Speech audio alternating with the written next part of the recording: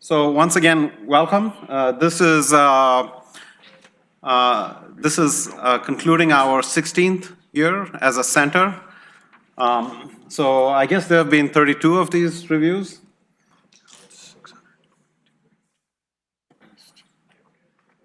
For those that are new to our center, the mission of the center is within the context of the university to advance the investigation, development, and application of sensor-enabled microsystems through basic research, education, and interaction with industry.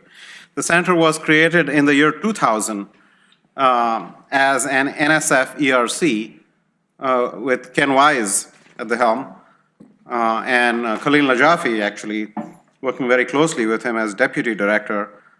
And this was founded on the basis of research that had been going on here since the early 70s. The bylaws and the membership models follow NSF guidelines and actually haven't changed very much in the last 15 years or so. They have been approved by the regents of the University of Michigan. Now, if you think about what MEMS and microsystems can do, in our belief, they are applicable across a wide range of domains, from weather forecasting and mining and oil exploration to wearable and implantable technologies and space probes. And actually, we are engaged in research in most of these domains, or have been over the years. So the applications are pervasive, enabling connectivity, and therefore inherently tied to the Internet of Things. What these systems basically do is allow microelectronics to couple to the non-electronic world. Now, if you look at what a typical system needs, you may have sensors and actuators at the front end, an analog interface, a microcontroller, power management, and if it's an autonomous system, it will have some sort of a wireless interface. Reflecting these needs, we have 7 research thrusts in our center. These research thrusts have pretty porous boundaries. Faculty work across these thrusts all the time. The wireless interfaces thrust, which is CMOS radio chips for the most part. The advanced materials, processes, and packaging thrust, which is new transduction techniques, new microfabrication techniques, bonding, and packaging, which are significant challenges for microsystems. The micropower circuits thrust, which is extremely low power circuits. It's really the power efficiency of these circuits that allows the deployment lifetime of the systems to be extended even with very small batteries. About 5 years ago, we started the high frequency MEMS thrust, which focuses on RF MEMS and terahertz MEMS and some optical MEMS. The biomedical sensors thrust is, is the home to the oldest thread of research that we have in this center, which is in implantable devices, most notably for neural prostheses. But we're doing a lot of other kinds of implantable devices now, and you will hear about them today. We are also doing a lot of work in microfluidics and microanalytical systems for biomedical applications. This, as you can imagine, is intimately tied to wearable technologies, and in fact, the requirements for these systems are more stringent even than that. Another long-running thread is in environmental sensors, and most notably there in gas chromatographs. We have, to my knowledge, the largest group of faculty in the world working on microgas chromatographs, and we have had a number of firsts in that space over the past decade and a half. And finally, another relatively new thrust. For about 5 years, we've been pursuing research under this thrust on infrastructure monitoring. So this is headed by Jerry Lynch, who's a civil engineer, and he is working on instrumenting bridges, buildings, ships, airplanes, and so on. So that's the full portfolio. These are the research thrust leaders. You'll be hearing directly or indirectly from each of them today. Sherman Fan has replaced Ted Zellers, who served the center as thrust leader for environmental sensing for the last 15 years. Ted is still very much involved with the center, but wanted to step down, and we are delighted to have Sherman on board. Sherman is leading a number of gas chromatography programs. Jerry Lynch is a civil engineer. He is actually going to be here for some of the individual meetings tomorrow, but he had a conflict today. His presentation will be given by Becky Peterson, who's a faculty member who's worked very closely with him over the years. David Wentzloff also had a conflict. He heads the wireless interfaces thrust, but his close collaborator, another David Blau, will actually be giving the presentation. Katsuo is the head of our international education partnerships. You will see him today and tomorrow.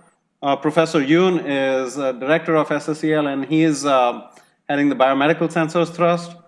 Meena Raisade is actually currently away at Jet Propulsion Labs, but she will join us by phone, and her presentation will be, we've recorded her presentation, you'll be hearing that today. Dennis Sylvester is the head of the micropower circuits thrust, and he will be giving a presentation. And Ken and Khalil, the founders of this center, are both here in the back of the room.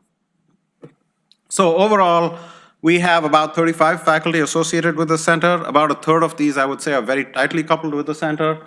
About a third are more peripherally coupled.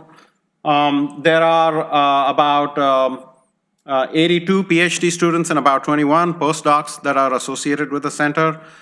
Until about the year 2000, the funding for the center came largely from one organization, which is National Science Foundation, which founded the center. But even then, we had a lot of funding from other agencies. Of course, since graduating from the NSF funding in 2000, the center has actually blossomed. We have now support from a lot of federal agencies and non-federal agencies as well, corporate consortia, and we are taking the technology into a lot of new application spaces. We are graduating PhD students typically at the rate of around one a month. It varies, in the last 12 months it was 8, but in the preceding 12 months it was much more than that. So it averages out to about one a month. The journal papers are coming out at also about one a week. Conference papers up and down, kind of varies, that rate or higher. We have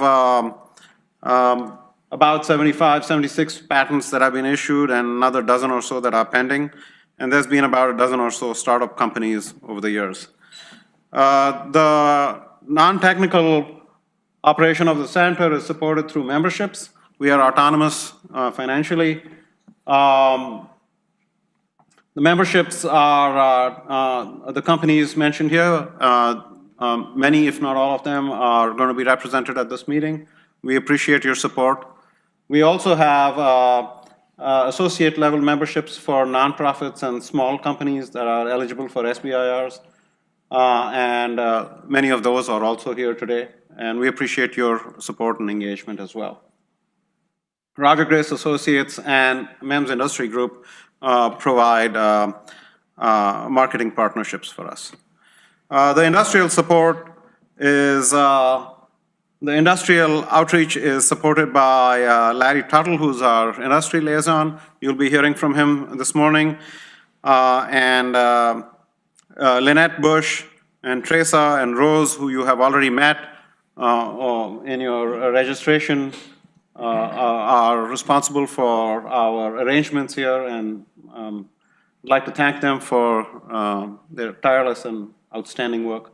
Bob Rice is our financial director, and Robert Gordenker is our technical director. Over the years, our advisory board has evolved. Last year, we changed the nature of our advisory board to essentially create what we call the corporate outreach board. In this, we have a number of folks who are located on the West Coast. Sasan Taimuri, Shaheen Hedayat, and Piruz Parvarande are all in the Bay Area. Roger Grace is bi-coastal, and he has been with the center for a number of years. Sasan and Shaheen are alumni who are successful entrepreneurs in the Bay Area, and actually they had a significant role in a round of funding that we got for a startup from here just within 1 year of their getting engaged with the center, actually within 11 months of their getting engaged with the center. And I'll tell you about that next. Just a few weeks ago, we engaged Ranjit Gupta, who is in the oil and gas industry as a corporate outreach advisor. He is based in Asia, and he is working to connect us with the oil and gas industry in Asia. So I mentioned this startup that received a round of funding from our alumni in the industrial outreach, corporate outreach board. This is a startup from Professor Wenslow's group. It's Mohammed Faisal and Jeffrey Friedenberg that were founders of this company. It's called Movelis. It's a very interesting story. They had their first proof of concept in 2008, first prototypes in 2013, and that's when they incorporated just 2 years ago, even before the students graduated, and that's when we had Shaheen Hedayat and Sasan Taimuri coming over here and giving a talk just last year, soon after they engaged with the center. And then Shaheen has become their mentor, coach, advisor, and consultant, and has already started working with them very closely. Another example of a startup is one that was started out of Khalil Najafi's group many years ago, actually. This is before the center graduated.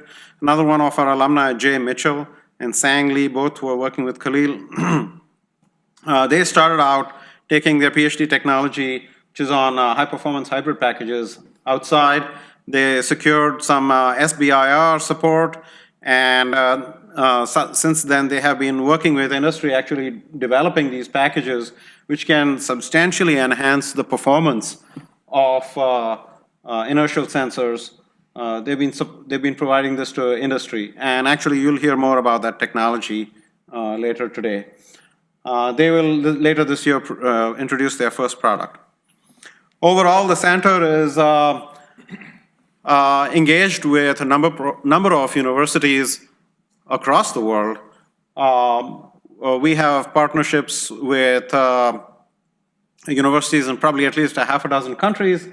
One of our most long-standing partnerships has been with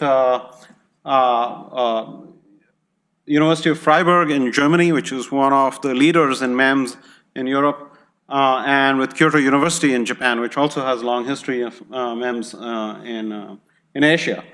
This partnership has resulted over the years in a number of faculty and student exchanges, and actually also resulted in a reference book series called Comprehensive Microsystems that was published by Elsevier some years ago. The center does a number of workshops. We, of course, have 2 reviews a year where member companies are invited, and selectively also prospective member companies are invited. The big one is, this is the May review, and then we have a little one in the fall. But we periodically also do other bigger workshops. The last big workshop we did here was about 3 years ago.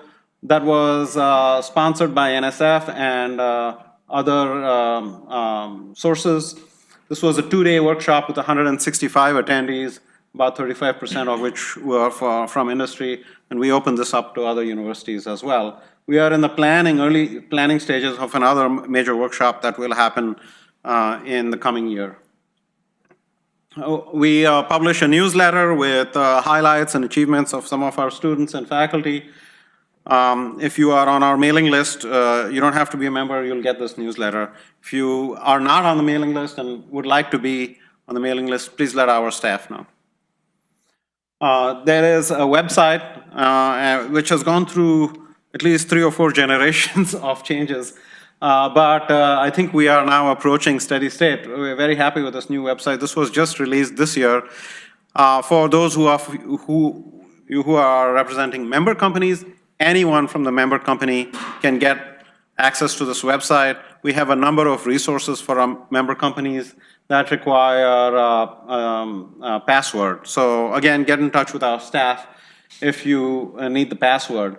But there's also a number of free resources on the website, and anybody is welcome to access those. Okay, so I already mentioned that the longest running thread of research in our center has been implantable neural probes. These have transformed over the years from purely electrical devices to now devices that include optical stimulation. Now brain research has moved to a point where mice and other animals are being bred with proteins like rhodopsins and other opsins in the brain that allow optical stimulation. And this is necessary to make things very, very precise and specific in the stimulation. And then, we use electrical readout of the response. So this requires new kinds of technology, and we have one of the leading programs, or I would say the leading program in this area. We have some really outstanding results that you'll be hearing about. In fact, this work was just recognized by the National Science Foundation by the award of a new international program, a big center now, just being kicked off last fall. Professor Yushik Yoon and Ken Wise are the leads on this. And this involves a number of other universities. It involves our old friends at University of Freiburg in Germany. It also involves a Korean program, KIST, and IME in Singapore, University College London, and NYU are also involved. So you'll be hearing a lot more about this as time goes on. This is a $5 million program that will go 5 years, and I'm sure more things will evolve by then.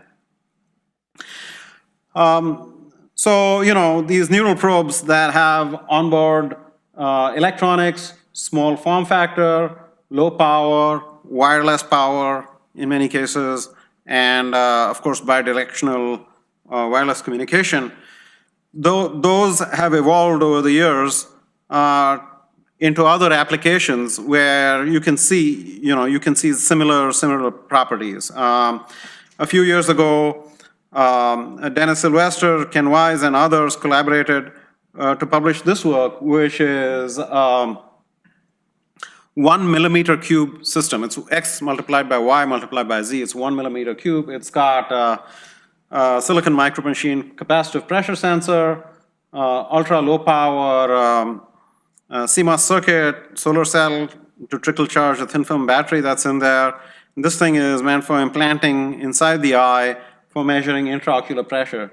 Some forms of this are actually now in the process of being commercialized. And, you can talk with Professor Wise more about that if you're interested.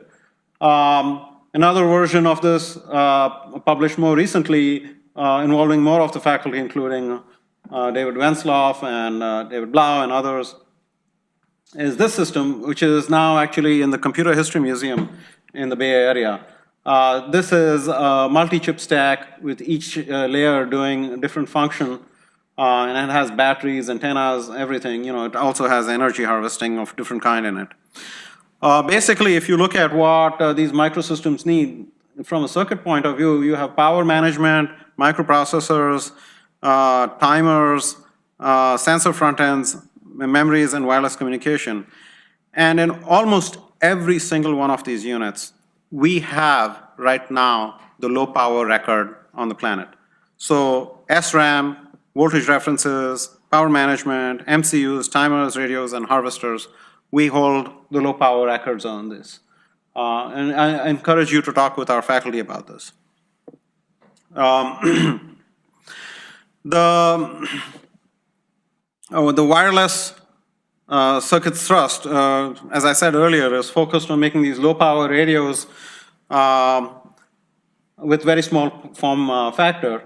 So here are a couple of examples I'm going to go over. This is a 10 millimeter cube radio system. So when I say 10 millimeter cube, that means X multiplied by Y multiplied by Z is 10. And this has a magnetic antenna on a glass substrate coupled to the radio chip right here. But this really gives you a lot of range, right? So he's got a 50 centimeter range for transmit, 20 centimeter range for receive, and you'll be hearing more about it later.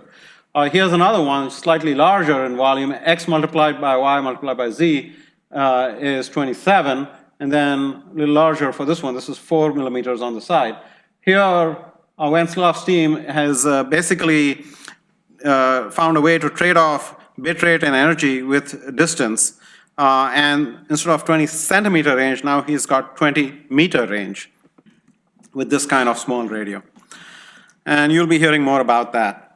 The applications have gone from biomedical to now other kinds of applications. For the last few years, we've been working with the Advanced Energy Consortium, which is a consortium of oil companies and service providers, where we are making a system that can work in harsh environments. We got a couple of different generations of the system, but overall, this thing can run at 125 Celsius for more than 15 hours with an embedded battery. Without the battery, actually, it can run at 150 Celsius. We've operated these at more than 10,000 PSI, and in extremely corrosive solutions like 8% brine, isopar, and cement slurry, and so on. In fact, the tests were done last year in one of the consortium member companies, Total, in Pau, France. I threw this picture up here because we had to drag a large group of our students and faculty out to France, and actually we were very excited to go to France in February. But it turns out that France in February is not that different from Ann Arbor in February. And we actually had a snow day while we were there. Okay, so this is the thrust led by Professor Meena Raizadeh. It's a high-frequency MEMS research thrust. They're working on a lot of different things, varactors, switches, amorphous chalcogenide switches, acoustic resonators, filters, high-Q inductors, all chip scale.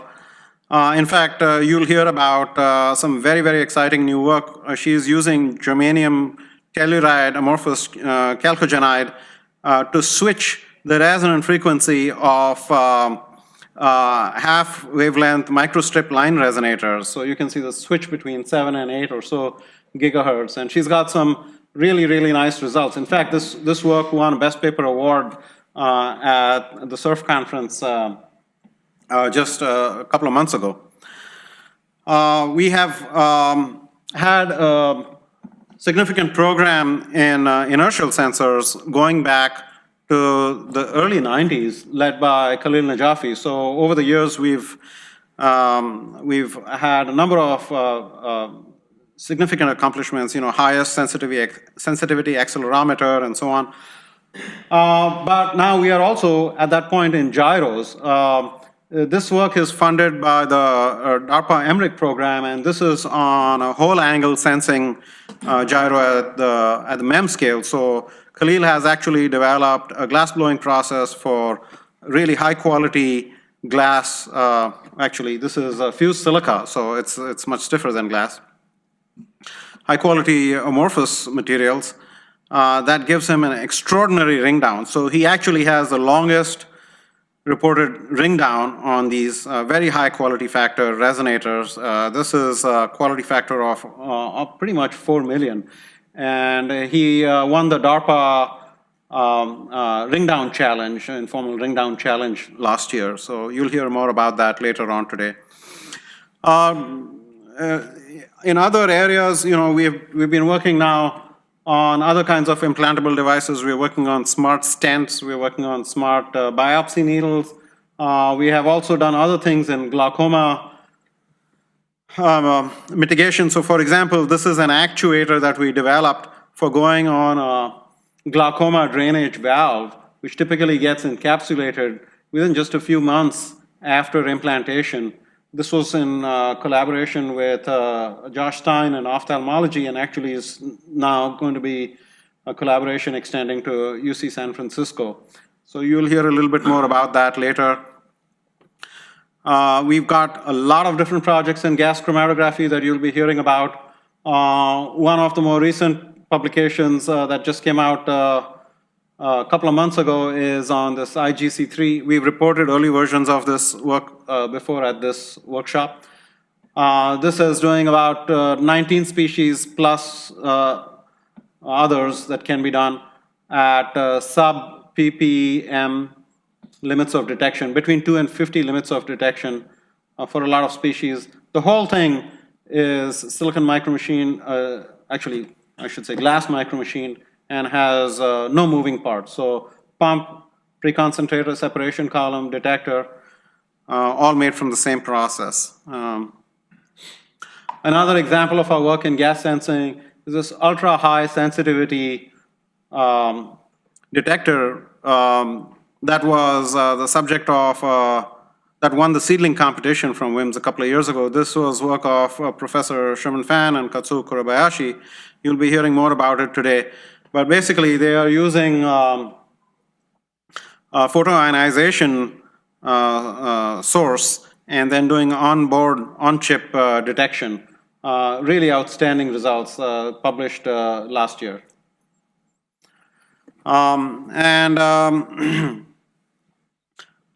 Going on to the work in infrastructure monitoring, Professor Lynch's team has had a number of buildings and bridges and so on instrumented over the years. So this is the new Carquinez Bridge, just south of Napa Valley. He's had sensors, more than 30 sensors on this bridge for several years now. In fact, he captured the data from the Napa Valley earthquake that happened 2 years ago, and that data is now archived with Caltrans. This is the computer science building right outside here, and he's got that instrumented up. He's working with the Coast Guard of Seattle, and now he's also working on drones that can drop in sensors into the infrastructure and use them for monitoring. The idea here is basically to do structural health monitoring and then also to try to amortize the cost of the structure over a longer life cycle by proper and timely maintenance. Okay, and finally, I want to actually switch back to the chemical sensing topic and mention that we are now also starting to work with the Veterans Administration Hospital. Dr. Joe Patke, who is an alum from Ken Wise's group, is now on staff at the VA just across the street. And he is working with us on how to do vapor extraction from fluids using artificial lung technology, but in reverse. In an artificial lung, you try to figure out how to get oxygen into the blood. But what he's doing here is trying to get vapors out of urine and other bodily fluids and couple that to our various gas chromatography systems. So that's it for what's going on in the center in very brief summary. Today we also have squeezed in a very special invited presentation by Professor Wei Lu. He's a faculty member in Electrical Engineering Department. By the way, we also have another professor, Wei Lu, who's in Mechanical Engineering, whose work is also going to be focused on today, later on. So we have two professors, Wei Lu. But Wei Lu EECS is the co-founder of Crossbar, which is a very successful startup in the memory space. And you'll be hearing from him this afternoon about memory and neuromorphic computing applications based on resistive switching devices. This is some very exciting technology that has a lot of application to different parts of what we do here in the center. Okay, so if I have to leave you with one message, it's that what we try to do here is to work on engineered systems. Okay, and what we have tried to do in the center is take ownership to the extent possible of the entire sensing challenge, from materials to devices to electronic interfaces, wireless communications, power management, packaging, and then because we are in a comprehensive university, and we can engage partners from the medical school, dental school, architecture, environmental health sciences, and so on, we can also put in applications. So we're very, very excited to do this. And we think that to change society, to have societal impact in the future, this is the kind of research that will be necessary. We also very much value our industrial partnerships. It helps us keep the research grounded and focused on things that are connected to the marketplace. And of course, the industry is also hiring our students. That's where most of our students go. Let me just say that the next review will probably be in this the week of 19th of September. So please hold the window of 21 to 23rd. We'll get back to you with more precise timing later. So, thank you.